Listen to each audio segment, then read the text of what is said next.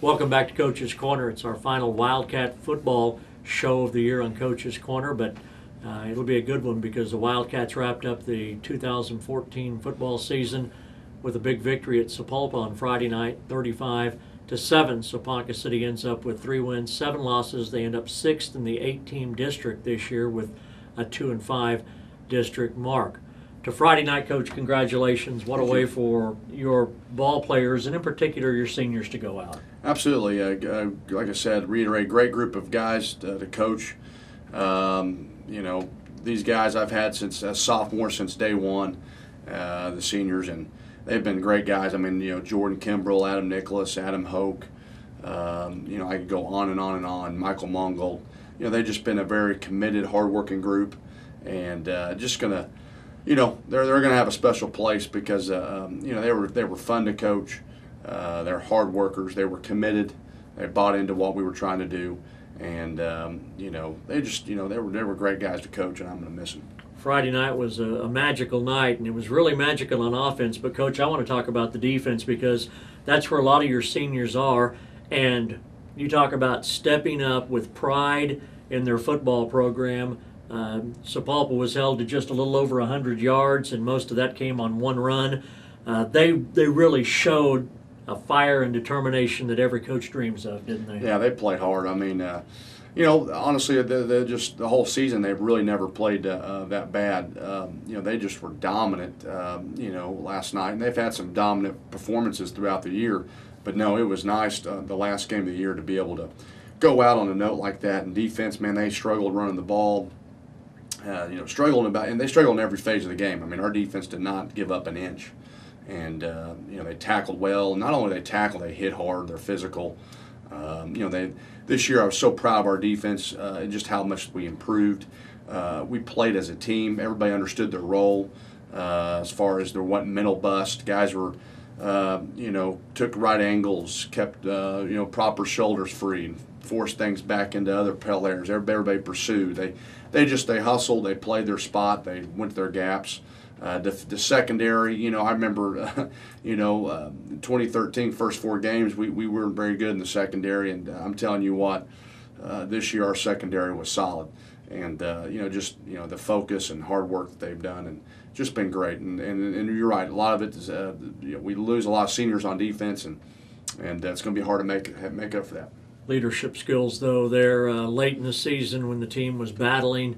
They really showed on Friday night in the victory over Sapulpa. And what was it like late in that ball game when you knew you had the ball game won, and obviously a little bit of pressure off those seniors? Was there some excitement on the sidelines? I know that they gave you a Gatorade bath, which you said you would take every week. But what was it like on the sidelines as the clock wound down? No, it was good. Obviously good feelings from everybody. A lot of high fiving, a little laughing going on.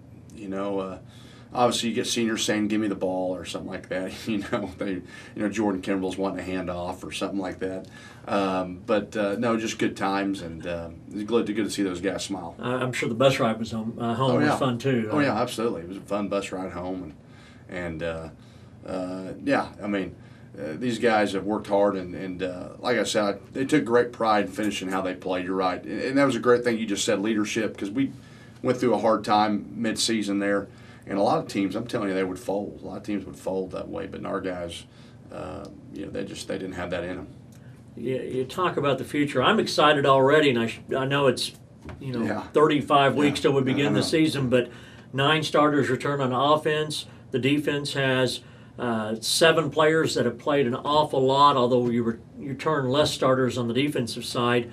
Roland played an awful lot, and Austin Fry started a couple of games, and Braden Presnell, and you've got so many kids coming back on defense. It's not like you have to start from scratch. Your offense obviously is going to be exciting and wild, so you can't help but kind of get excited about next year, even though it's I've already started thinking about it. Every coach does, you start thinking about what next year holds, and First of all, offense, to get that out of the way. We just got to replace a few outside receivers, and we're intact. So we're real excited about that. Obviously, we do got to look at, maybe where we can improve at in some of the passing areas and stuff like that. But other than that, we're going to be bigger, stronger, and our running game is intact. So we ought to be pretty good on the offensive side. Defensive side, we've been doing a great job developing here. The staff has stayed intact.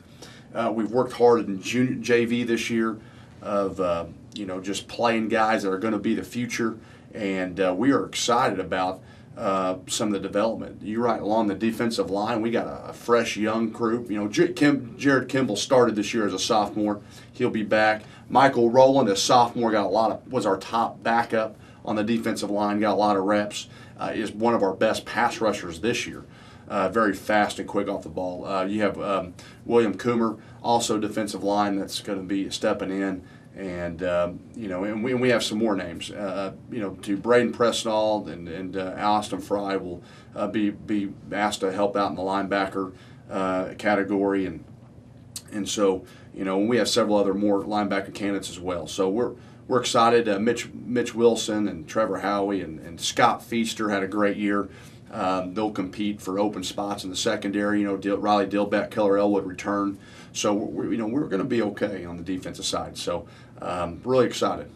Absolutely. I'm going to conclude with one thing about our football program, and you and I haven't really talked a lot about this, but I just mentioned it in passing last week because football, so much emphasis. There's a lot of pressure, and you try to win every game. It doesn't happen sometimes, but I asked you something about this year's team, and you said you didn't have anybody quit. You never had a school situation as far as grades where coaches have to worry about that every week. You never had a player problem this year through what ends up being 10 weeks of play, but about a 15 to 16 week season. And of all the things that happen during a football season, I think probably at the end of it, when you sit back and you look, the fact that no problems this year with this football program may be the thing you're most proud of. Oh man, I'm telling you what, yeah. Like I said, I've always said this to everybody, it's a high character group, and I mean high character is just how they treat people, how they treat each other, and then how they treat people, in their everyday lives. They took school seriously. Academics was important to them, and as you just don't have to worry about stupid stuff off the field with these guys, which you're right, a lot of coaches have to worry about that stuff. And I could say I've had to worry about it in previous years. This group, I did not. They knew that the team came first. They put the team first above themselves. They were goal-oriented. Like I said, we didn't complete all our goals as far as football-wise, but they had goals, and they knew that these behaviors would cut into those goals. Mm-hmm. And so they just took things serious, and were focused, and they were fun to coach, and that's all. As coaches, that's all you're really asking for is effort and focus towards goals and towards each other, and they did it. So. We're so glad you're our head coach leading our program. Great job this year, Josh. Thanks. Josh Allen, our football coach, on our final Football Coaches Corner.